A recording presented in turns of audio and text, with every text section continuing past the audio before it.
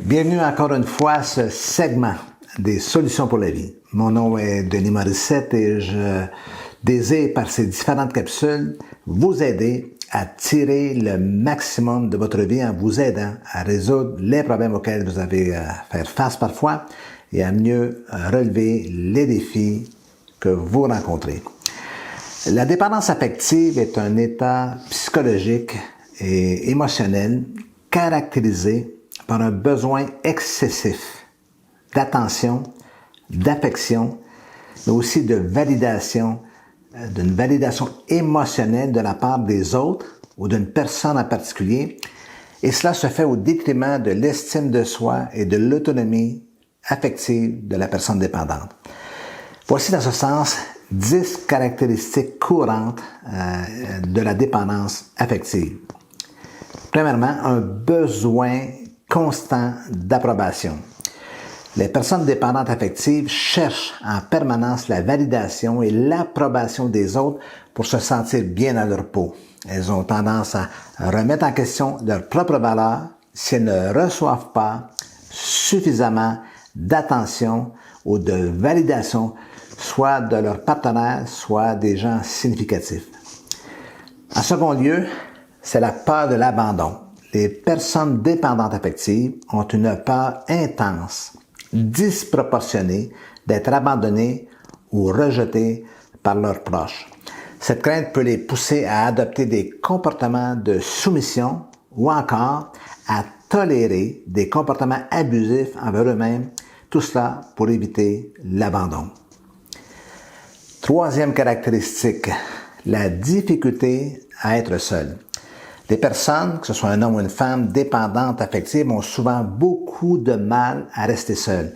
Elles recherchent constamment la compagnie des autres pour combler un vide émotionnel, et cela même si elles sont incapables de maintenir des relations saines, des relations stables. Quatrième caractéristique, le sacrifice de ses propres besoins. Les personnes souffrant de dépendance affective ont tendance à sacrifier leurs propres besoins et désirs pour satisfaire ceux des autres. En fait, elles tendent à répondre aux besoins des autres à leur propre détriment.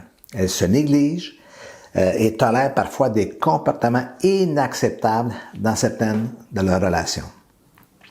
Cinquième caractéristique, le besoin de contrôle. Paradoxalement, les dépendants affectifs peuvent aussi chercher à contrôler leur partenaire ou à manipuler les situations pour s'assurer que leurs besoins émotionnels sont comblés. Cela peut se manifester dans les relations conjugales et même dans les rapports entre les parents et les enfants. Sixième caractéristique, une basse estime de soi. Les personnes dépendantes affectives ont généralement une faible estime d'elles-mêmes, et ça semble être une évidence, mais elles se voient souvent comme indignes d'amour ou d'attention, ce qui renforce leur besoin de validation extérieure.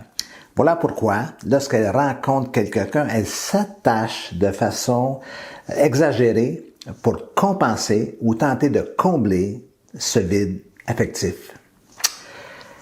Septième caractéristique, une instabilité émotionnelle. Les émotions des personnes dépendantes affectives sont souvent instables et dépendent fortement des réactions et des comportements des autres. En conséquence, à une relation trop fusionnelle, elles peuvent ainsi passer rapidement de l'euphorie à la dépression en fonction de la manière dont elles se sentent perçues par leur entourage ou de la façon dont cet entourage réagit à son égard. Huitième caractéristique, la difficulté à établir et à maintenir des limites. Les dépendants affectifs ont du mal avec les limites, avec cette question, cette notion de limite, à maintenir des limites saines dans leur relation. Elles peuvent ainsi se laisser submerger par les besoins des autres et avoir énormément de difficultés à simplement dire non. Neuvième caractéristique, la présence de d'autres dépendances. La dépendance affective, je dis, est rattachée à ce qu'on appelle le mal d'amour. La douleur intérieure, l'angoisse, le sentiment de vide, le sentiment d'infériorité fait que ces personnes vont chercher à anesthésier leur mal intérieur. Il peut s'agir des drogues et de l'alcool, bien sûr, Mais très souvent, on peut observer de la dépendance sexuelle. Pas toujours facile de délimiter l'amour et la sexualité. Voilà pourquoi beaucoup de personnes dépendantes affectives vont sombrer dans une obsession, une compulsion au niveau de leur sexualité. Enfin, la 10e caractéristique, des attentes disproportionnées envers les autres.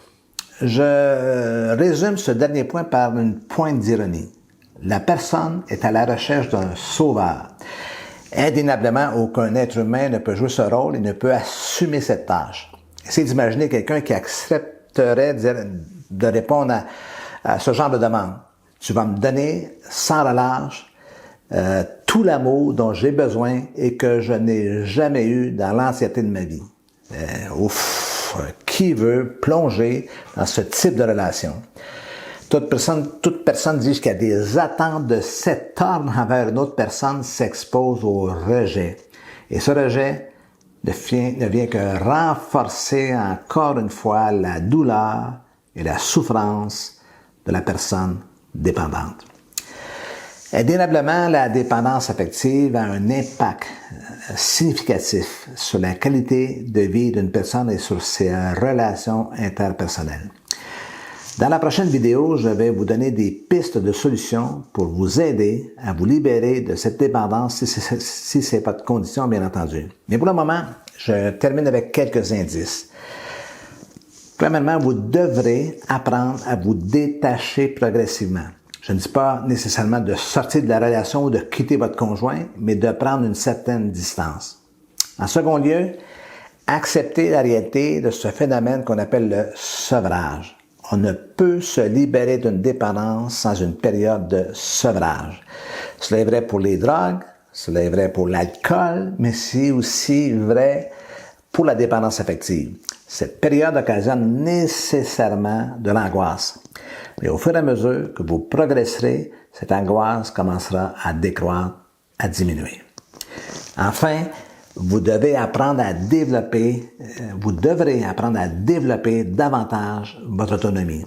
Cela signifie apprivoiser une nouvelle liberté et apprendre à être bien et en paix avec vous-même. Surtout, rappelez-vous une chose hyper importante. Avant d'être bien avec l'autre, il faut être bien avec soi-même. Vous avez aimé cette vidéo? Eh bien, n'hésitez pas à vous abonner, si ce n'est déjà fait, en cliquant sur le bouton rouge à droite de la vidéo et surtout, n'hésitez pas, encore une fois, à la partager à vos amis.